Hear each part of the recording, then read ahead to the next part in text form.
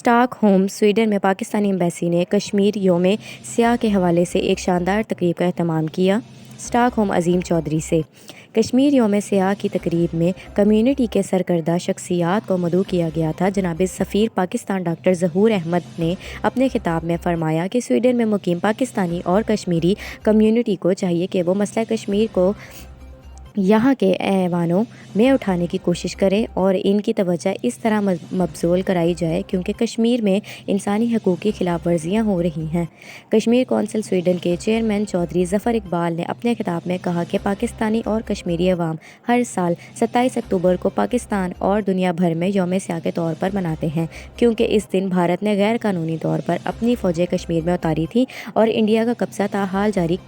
جاری ہے،